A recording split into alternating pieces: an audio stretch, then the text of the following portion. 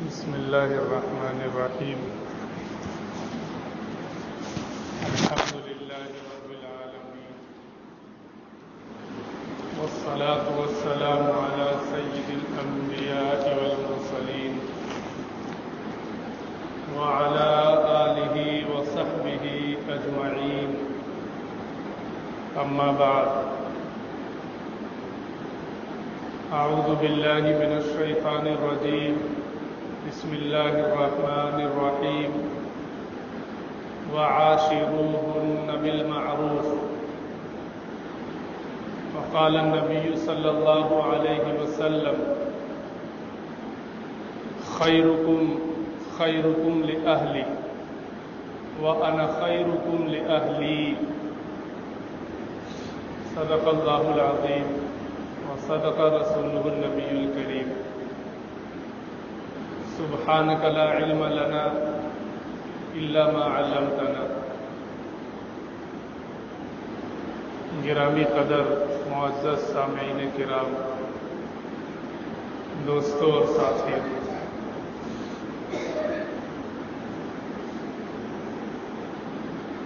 گزشتہ جمعے میں نکاح اور شادی کے تعلق سے کچھ اہم باتیں عرض کی گئی تھی.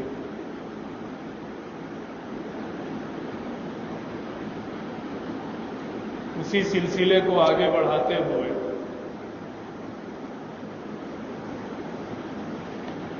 قرآن اور احادیث کی روشنی میں میاں بیوی اور زوجین کے حقوق اور دونوں کے طرز زندگی کا تذکرہ کیا جائے گا. ہم اور آپ سب جانتے ہیں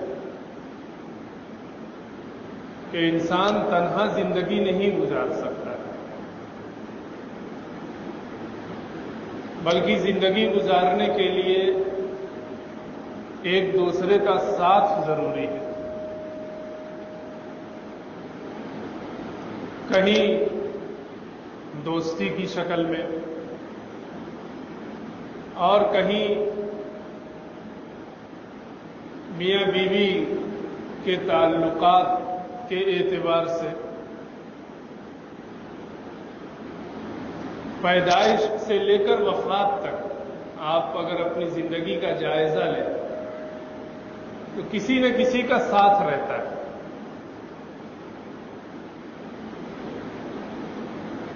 کہیں ماں کے ساتھ، کبھی باپ کے ساتھ، کبھی بھائی بہن کے ساتھ، کبھی دوسرے رشتہ داروں کے ساتھ، اور ہوتے ہوتے زندگی کا آخری پڑاؤ میاں بیوی کا ایک دوسرے کے ساتھ رہنا ہوتا ہے.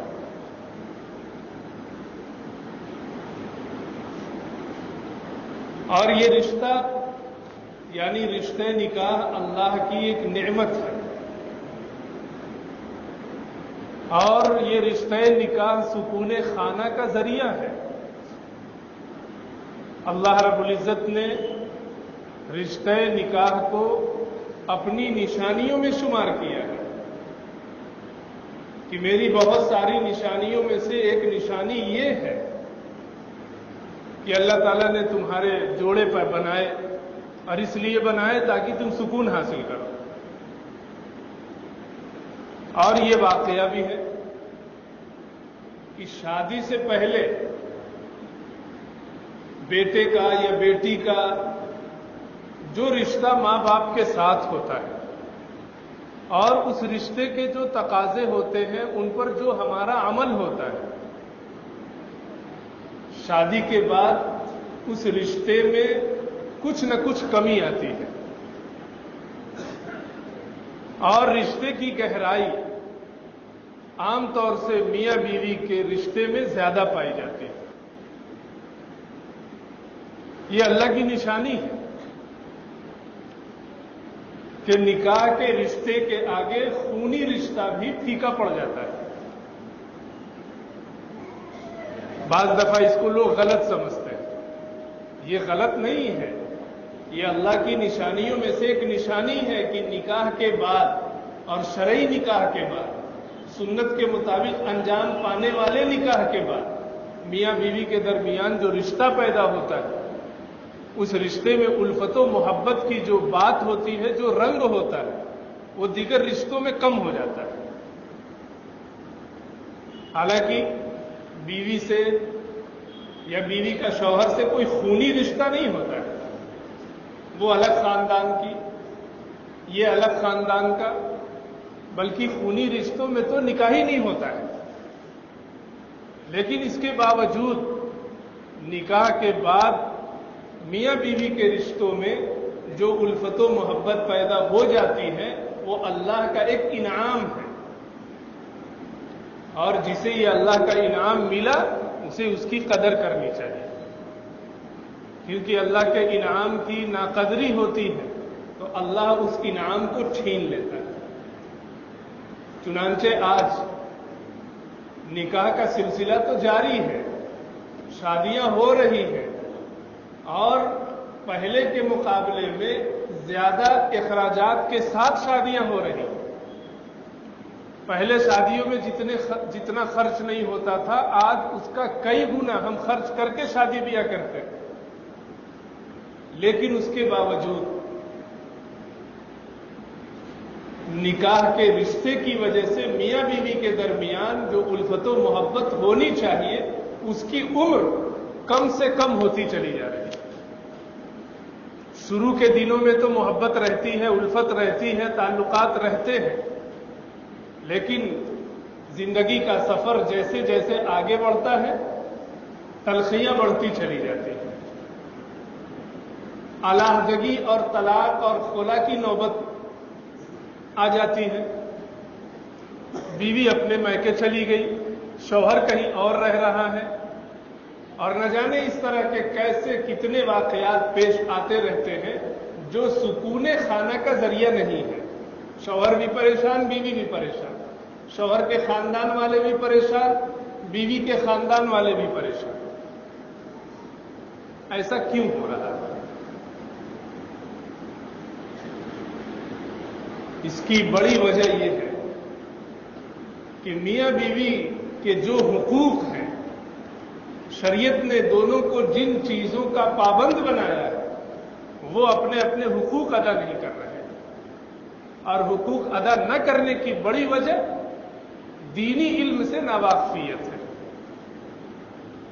شادی بیاہ میں تو ہم ہر چیز کی پوری تیاری کر لیتے ہیں، کتنے مہمان آئیں گے، کہاں آئیں گے، کیا کھائیں گے، ساری چیزیں طے ہو جاتی ہیں پہلے ہی، اور اس کے مطابق ہمارا پروگرام ہوتا ہے۔ لیکن آپ بتائیں دل پہ ہاتھ رکھ کے کہ رشتہ ہونے سے پہلے اور رشتہ ہونے کے بعد لڑکے کے والدین یا سرپرست، لڑکی کے والدین یا سرپرست ان کو بیٹھا کر کبھی نکاح کے حقوق بھی بتاتے ہیں؟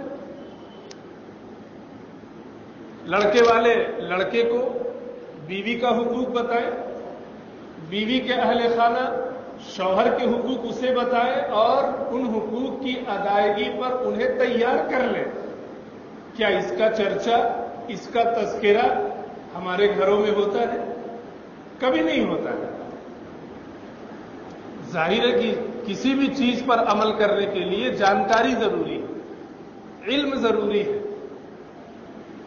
اور امت کا بڑا طبقہ، تقریباً 95% سے بھی زیادہ طبقہ ایسا ہے جو مدارس میں نہیں پڑھتا ہے، بلکہ اسکول کالج کی تعلیم ہوتی ہے۔ صرف 2.5 سے 3%، بلکہ ہو سکتا ہے وہ بھی کم ہو گئے، 2.5 سے 3% مسلمانوں کے بچے یا بچیاں مدرسے کی تعلیم حاصل کرتی ہیں، جو حقیقت میں دین کی تعلیم ہے، وہاں انہیں معلوم ہوتا ہے۔ اب ظاہر ہے کہ اسکول کالج میں ہمارے بچے اور بچیاں 95% سے زائد پڑھتے ہیں، تو اسکول میں تو اسلامی تعلیمات نہیں ہوتی ہیں، وہاں میاں بیوی کے حقوق تو نہیں بتائے جاتے ہیں، تو پھر انہیں کون بتائے گا؟ مدرسے میں کبھی گئے نہیں، علماء سے تعلقات نہیں، دینی کتابوں کے مطالعے کا شوق نہیں، شوق کیا ہمارے گھروں میں دینی کتابیں ہی نہیں، تو جانکاری ہوگی کیسے؟ یہی وجہ ہے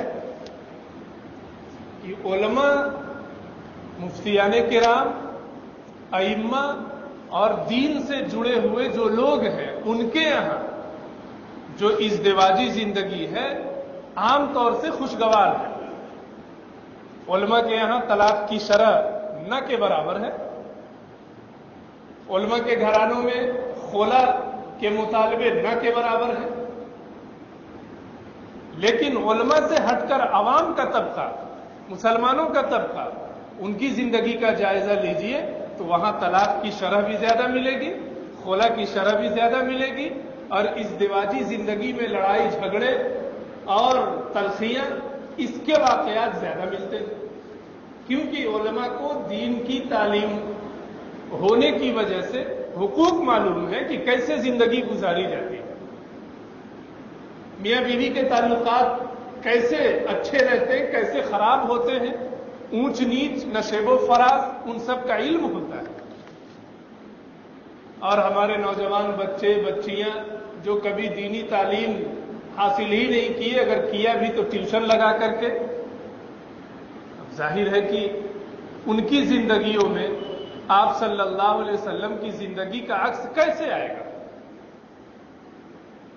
اس لیے ضرورت اس بات کی بھی ہے کہ ہم نکاح کے موقع پر نکاح سے پہلے اپنے بچوں کی دینی تربیت ضرور کریں۔ کتابیں سب لکھی ہوئی ہیں، ہر زبان میں موجود ہیں، آپ ان کتابوں کا مطالعہ کریں، اپنے بچوں کو پڑھائیں، بتائیں، انہیں کتاب لا کر دیں کہ بھائی اب تمہارا رشتہ ہونے والا ہے، اب نکاح ہونے والا ہے، تمہارے ذمے بیوی کے کیا حقوق ہیں، بیوی کے گھر والوں کے کیا حقوق ہیں، اس کی جانکاری ہونی چاہیے۔ ساری تیاری ہوتی ہے، ساری چیزیں ہوتی ہیں، لیکن نکاح کے تعلق سے اسلام میں جو رہنمائی فرمائی ہے اس کا کبھی بھولے سے بھی ذکر نہیں ہوتا ہے۔ اور نکاح کے بعد جب تلخیاں بڑھتی ہیں تو اب مولوی صاحب یاد آتے ہیں، اب تعویذ کی ضرورت پڑتی ہے، اب دعا کی ضرورت پڑتی ہے۔ ارے بھائی، سوچنے والی بات یہ ہے کہ جو درخت لگائیں گے پھل وہی نکلے گا، اس میں مولوی صاحب کیا کریں گے؟ آم کا درخت لگایا تو مولوی صاحب اس پر املی نہیں پیدا کر سکتے، اور املی کا درخت لگایا تو اس پہ کوئی مولوی صاحب آم نہیں پیدا کر سکتے۔ درخت لگانے سے پہلے سوچنا ہے کہ ہمیں کس طرح کا پھل چاہیے، اس طرح کا درخت لگایا جائے۔ آپ صلی اللہ علیہ وسلم کی زندگی کا اگر جائزہ لیا جائے تو آپ صلی اللہ علیہ وسلم سے زیادہ مصروف کوئی شخص نہیں ہو سکتا۔ آپ بیک وقت پیغمبر بھی ہیں، بیک وقت امیر المومنین بھی ہیں، بیک وقت تمام صحابہ کے مربی بھی ہیں، تمام صحابہ کرام کے دلوں کا تصفیہ کرنے والے بھی ہیں، کسی کے باپ بھی ہیں، کسی کے دوست بھی ہیں، کسی کے بھائی بھی ہیں، شوہر بھی ہیں۔ ساری مرکزیت اور جامعیت آپ صلی اللہ علیہ وسلم کی زندگی میں جمع تھی، اس کے باوجود آپ صلی اللہ علیہ وسلم نے ازدواجی زندگی کیسی گزاری ہم کبھی پڑھتے ہی نہیں، اور کبھی سنا تو اس کو محفوظ بھی نہیں رکھتے۔ قرآن کریم نے ایک موقع پر دنیا کے تمام انسانوں سے جو شادی کرتے ہیں کہا کہ وعاشرہن بالمعروف، کہ اپنی بیویوں کے ساتھ بھلائی کے ساتھ زندگی گزارو۔ یہ کون کہہ رہا ہے؟ وہ خدا کہہ رہا ہے جس کی حاکمیت، جس کی خلاقیت، جس کی رزاقیت اور جس کے معبود ہونے پر ہمارا ایمان ہے۔ کس سے کہہ رہا ہے؟ اپنے بندوں سے کہ اے میرے بندو، یہ تمہاری زوجیت میں جو عورتیں ہیں ان کے ساتھ حسن سلوک کرو۔ क्यों कहना पड़ा? इंसान अपनी बद अखलाकी को और अपनी तेज तबीयत को दूसरों के सामने छुपा सकता है। अगर हमारे मिजाज में तेजी है, हम बात बात पर गुस्सा हो जाते हैं, बद अखलाक हैं, लेकिन जब दोस्तों से मिलते हैं, बाहर के लोगों से मिलते हैं, तो अपनी उस बद अखलाकी को थोड़ी देर के लिए अखलाक के पर्दे में छुपा सकते हैं और जबरदस्ती ही सही मुस्कुरा के बात कर सकते हैं। लेकिन मियां बीवी का जो रिश्ता है वो वक्ती नहीं है, एक दिन दो दिन का नहीं है, बल्कि पूरी जिंदगी का है। गर्मी की धूप हो, सर्दी का मौसम हो, हंसी के मौके हो, गम का मौका हो, हर मौके पर मियां बीवी एक दूसरे के साथ रहते हैं। और कोई शौहर अपनी बदअखलाकी को बीवी से नहीं छुपा सकता है। कोई बीवी अपनी बदअखलाकी को शौहर से नहीं छुपा सकती है। कितनी देर छुपाएंगे? उसके साथ तो पूरी जिंदगी का वास्ता है। इसलिए फरमाया कि अगर तुम बदअखलाक हो तो शादी के बाद अपने अखलाक बदलो, अपनी बीवी के साथ हुस्ने सलूक करो। एक मौके पर अल्लाह ताला ने मर्दों से कहा, अर्रिजाल कव्वामून अलन निसा, कि मर्द औरतों पर निगरां है, मर्द हाकिम है। लेकिन हाकिम किस सिलसिले में है? मर्दों को एक तरह का कंट्रोल है अपनी बीवियों पर, लेकिन ये कंट्रोल सिर्फ शरीयत के सिलसिले में है। यानी अगर बीवी नमाज नहीं पढ़ती है तो मर्द को इस बात का हक है कि अपनी बीवी को नमाज पढ़ने पर दबाव बनाए। अगर बीवी बेपर्दा निकलती है, पर्दा नहीं कर रही है, अजनबी से गुफ्तगू और बातें करती है, तो ये शरीयत का मसला है और मर्द को यह हक है कि वो उस पर दबाव बनाए। लेकिन शरीयत से हटकर जो चीजें समाजी हैं, शरई नहीं है, उन चीजों में मर्द हाकिम नहीं है। उन चीजों में मर्द मुहिब है, मोहब्बत करने वाला है। उसकी एक सिफत हाकिमियत की है तो दूसरी सिफत मुहिब्बियत की भी है। इस एतबार से औरत महकूम भी है, महबूब भी है। शरई चीजों में वो महकूम है, लेकिन समाजी चीजों में वो महबूब है, मोहब्बत करने की चीज है। उसके साथ अच्छाई के साथ, भलाई के साथ पेश आना कुरान की हिदायत है। हमने उस हिदायत को नजरअंदाज कर दिया, इस दिवाजी जिंदगी की खुशियां बर्बाद हो गई। आप सल्लल्लाहु अलैहि वसल्लम की जिंदगी का जायजा लीजिए। हजरत आयशा रजी अल्लाह तआला अन्हा फरमाती है कि एक मौके पर हम लोग सफर में थे। आप सल्लल्लाहु अलैहि वसल्लम पैगंबर, हजरत आयशा रजी अल्लाह तआला अन्हा उनकी बीवी, उम्र कम थी। दोनों में दौड़ का मुकाबला हुआ। जाहिर है कि हजरत आयशा रजी अल्लाह तआला अन्हा ने ही कहा होगा कि आइए हम दोनों दौड़ते हैं, कौन आगे बढ़ता है। जैसे बच्चे आपस में रेस लगाते हैं, दौड़ का मुकाबला करते हैं। यहां रुक कर यह समझने की चीज है कि आप सल्लल्लाहु अलैहि वसल्लम की शान रिसालत किस कदर बुलंद है। आपका सय्यदुल अंबिया होना मुसल्लम है। इसके बावजूद हजरत आयशा रजी अल्लाह तआला अन्हा का आप सल्लल्लाहु अलैहि वसल्लम के साथ दौड़ का मुकाबला करना, उसकी ख्वाहिश करना, ये बताता है कि आप सल्लल्लाहु अलैहि वसल्लम का मामला हजरत आयशा रजी अल्लाह तआला अन्हा और दीगर अज़वाज मुतहरात के साथ कैसा मुशफ़िक़ाना रहा होगा कि जो कहना है खुलकर कह सकते हैं। शान रिसालत माने नहीं बनती है। आज हम भी शौहर हैं, लेकिन क्या हमने अपनी बीवी को ऐसा माहौल दिया कि हमारी बीवी भी हमसे खुलकर गुफ्तगू कर सके? हम तो अपनी हाकिमियत और अपनी बड़ाई ऐसा जतलाते हैं कि बीवी जैसे कोई चीज ही ना हो। आखिर कैसे खुशगवार जिंदगी नसीब होगी? खैर, आप सल्लल्लाहु अलैहि वसल्लम पैगंबर होने के बावजूद چونکہ شوہر بھی ہیں اور عاشرہن بالمعروف قرآن کریم کی ہدایت سب سے پہلے آپ پر ہی نازل ہوئی. آپ صلی اللہ علیہ وسلم دوڑے ان کے ساتھ. آپ کی عمر زیادہ تھی, بدن بھاری تھا. حضرت عائشہ رضی اللہ تعالیٰ عنہا کی عمر کم تھی, بدن ہلکا تھا. حضرت عائشہ آگے بڑھ گئی, گویا وہ جیت گئی, اور حضور صلی اللہ علیہ وسلم اس دوڑ میں پیچھے رہ گئے. لیکن آپ صلی اللہ علیہ وسلم اپنی بیویوں کے ساتھ یہ بھی خوش دلی کا معاملہ کیا کرتے تھے, بیویوں کا دل رکھنے کے لیے. پھر ایک بہت زمانے کے بعد, کئی سالوں کے بعد پھر ایک سفر ہوا. آپ صلی اللہ علیہ وسلم نے کہا کہ آؤ پھر دوڑ کا مقابلہ کیا جائے. حضرت عائشہ رضی اللہ تعالیٰ عنہ کی عمر اس وقت کچھ بڑھ بھی گئی تھی اور کچھ بدن بھاری بھی ہو گیا تھا. مقابلہ ہوا, آپ صلی اللہ علیہ وسلم آگے بڑھ گئے, حضرت عائشہ رضی اللہ تعالیٰ عنہ پیچھے رہ گئے.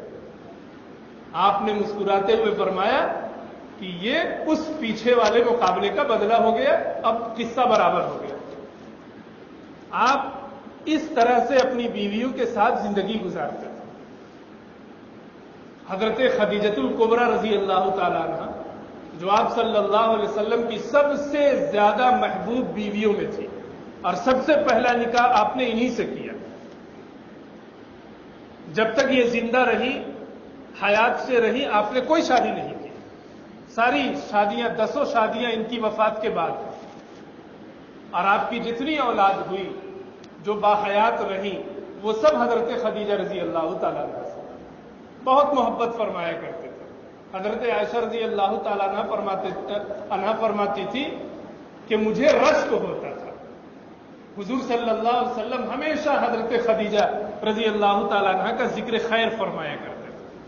حالانکہ دوسری شادی ہونے کے بعد عام طور سے لوگ پہلی بیوی کو بھول جاتے ہیں, لیکن آپ صلی اللہ علیہ وسلم نے حضرت خدیجہ کے بعد 10 شادیاں کی, لیکن حضرت خدیجہ کو تا حیات بھلایا نہیں, ان کی خوبیوں کا ذکر کرتے رہے.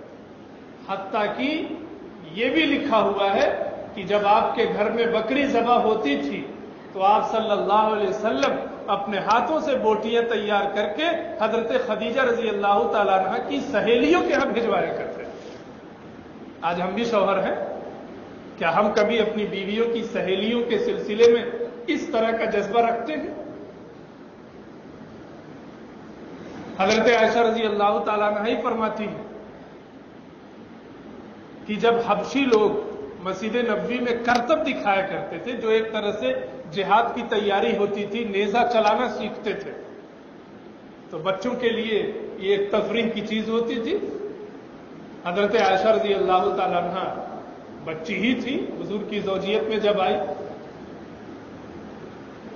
آپ صلی اللہ علیہ وسلم کے حجرے کا دروازہ مسجد نبوی میں کھلتا تھا. آپ صلی اللہ علیہ وسلم حضرت عائشہ رضی اللہ تعالی عنہ کی خاطر, ان کی دل لگی کی خاطر دروازے پر کھڑے ہو جاتے تھے. حضرت عائشہ رضی اللہ تعالی عنہ آپ صلی اللہ علیہ وسلم کے پیچھے کھڑی ہو جاتی تھی اور اپنا چہرہ حضور کے کندھے پہ رکھ کے گھنٹوں حبشیوں کا وہ کرتب دیکھا کرتی تھی, اور حضور صلی اللہ علیہ وسلم کبھی ناگواری کا اظہار نہیں کرتے, کبھی یہ نہیں کہتے تھے کہ وقت نہیں ہے, کہ بعد میں دیکھیں گے. حالانکہ آپ کس قدر مصروف رہتے تھے. حضرت عائشہ رضی اللہ تعالیٰ عنہ فرماتی ہیں کہ آپ صلی اللہ علیہ وسلم اس وقت تک نہیں ہٹتے تھے جب تک میں خود ہی نہ ہٹ جاؤں. آج ہم اپنی بیویوں کو وقت دینے کے لیے تیار نہیں, وہ ایسی چیز ہی نہیں ہے کہ اس کو وقت دیا جائے. آخر خوشگوار زندگی کیسے نصیب ہو؟ اسوہ آپ کے سامنے ہے. آپ صلی اللہ علیہ وسلم کے بارے میں ازواج مطہرات بیان کرتی ہے کہ آپ صلی اللہ علیہ وسلم گھر میں تشریف لاتے تھے تو مسکراتے ہوئے تشریف لاتے تھے, سلام کر کے داخل ہوتے تھے. آج ہم دوسروں کے گھر میں جائیں تو سلام کرتے ہیں, اپنے گھر میں اپنی بیوی کے پاس ہیں تو سلام نہیں کرتے. بیوی کوئی ایسی چیز ہی نہیں کہ اس کو سلام کیا جائے, اگر کرے بھی تو بیوی کی ذمہ داری ہے, ہماری نہیں. کیا ہم آپ صلی اللہ علیہ وسلم سے بھی بڑے درجے کے شوہر ہو سکتے ہیں؟ آپ صلی اللہ علیہ وسلم کے بارے میں شمائل کی روایتوں میں ہے کہ آپ ہمیشہ غم میں رہتے تھے، فکر آخرت میں گھولے رہتے تھے، اس کے باوجود جب اپنے گھر میں آتے تھے، اپنی بیویوں کے پاس آتے تھے تو مسکراتے ہوئے آتے تھے، سلام کر کے آتے تھے، اور گھر میں آ کے آپ صلی اللہ علیہ وسلم کام میں ہاتھ بھی بٹایا کرتے تھے۔ آپ صلی اللہ علیہ وسلم کی جوتی مبارک اگر ٹوٹ گئی ہے تو اپنے ہاتھوں سے سل لیا کرتے تھے۔ اپنے کپڑوں میں اگر کچھ میل ہے، کچھ جوئیں پڑ گئی ہیں، عام طور سے وہ چیزیں تو ہوتی نہیں تھی، لیکن آپ اس کو خود اپنے ہاتھوں سے تلاش کیا کرتے تھے۔ ازواج مطہرات نے جو کھانا بنا کر پیش کیا، آپ کے بارے میں آتا ہے کہ آپ نے کبھی کسی کھانے میں عیب نہیں لگایا، یہ نہیں کہا کہ نمک کم ہے یا زیادہ ہے، یہ نہیں کہا کہ مرچ زیادہ ہے یا کم ہے۔ اگر پسند ہے شوق سے کھا لیا، پسند نہیں ہے خاموشی کے ساتھ اٹھ گئے۔ آج اگر ہمارے گھروں میں کھانے میں ذرا نمک تیز ہو جائے تو ہماری تیزی دیکھیے کہ ہم بیویوں پر کیسا نزلہ اتارتے ہیں اور کیسا غصہ اتارتے ہیں۔ بعض گھروں میں تو ایسا بھی سننے میں آیا کہ کھانا اٹھا کر پھینک دیا۔ اب ظاہر ہے کہ آپ صلی اللہ علیہ وسلم ازواج مطہرات کے ہاتھوں سے تیار ہوئے کھانے میں کبھی عیب نہیں لگایا، تو ہماری کیا مجال ہوتی ہے کہ ہم اپنی بیویوں کے ہاتھوں سے تیار کیے گئے کھانے میں عیب نکالے، کیڑے نکالے؟ وہ بھی اللہ کی بندی ہے، اسی لیے تو اللہ نے کہا وَعَاشِرُهُنَّ بِالْمَعْرُوفِ کہ یہ صرف تمہاری بیوی نہیں ہے، یہ اللہ کی مخلوق بھی ہے اور اللہ کی بندی بھی ہے، ان کے ساتھ حسن سلوک کرو۔ آپ صلی اللہ علیہ وسلم نے حجۃ الوداع کے موقع پر آپ نے جو آخری حج فرمایا، جس میں یہ اعلان کیا گیا کہ دین مکمل ہو گیا، آپ نے اس موقع پر جو حجۃ الوداع میں خطاب فرمایا ہے، اس میں عورتوں کے سلسلے میں بھی خطاب فرمایا اور کہا پوری امت سے کہ اپنی بیویوں کے سلسلے میں، عورتوں کے سلسلے میں ذرا خیر کا معاملہ کرنا۔ بلکہ وفات کے وقت آپ کی زبان پر ایک طرف نماز کا تذکرہ تھا تو دوسری طرف ان لوگوں کا تذکرہ تھا جو انسان کے ماتحت زندگی گزارتے ہیں۔ بیوی بھی انسان کے ماتحت ہوتی ہے۔ آپ صلی اللہ علیہ وسلم نے پوری دنیا کے لوگوں کے لیے یہ معیار بتایا کہ سب سے بہتر انسان وہ ہے جو اپنے گھر والوں کے حق میں بہتر ہے، اور خود اپنے بارے میں فرمایا کہ میں اپنے گھر والوں کے سلسلے میں یعنی اپنی بیویوں کے سلسلے میں سب سے بہتر انسان ہوں۔ یہ معیار ہے۔ اگر زندگی آپ صلی اللہ علیہ وسلم کے اس اسوے کے آئینے میں گزاری جائے اور اپنے آپ کو نیک، با اخلاق اور بامروت شوہر بنا کر زندگی گزاری جائے تو اس ازدواجی زندگی اسی دنیا میں جنت کا نمونہ ہے۔ اور اگر آپ صلی اللہ علیہ وسلم کے اسوے کو نظر انداز کر کے اپنے کو بڑا اور اپنے کو سخت مزاج بنا کر زندگی گزارے تو ازدواجی زندگی اسی دنیا میں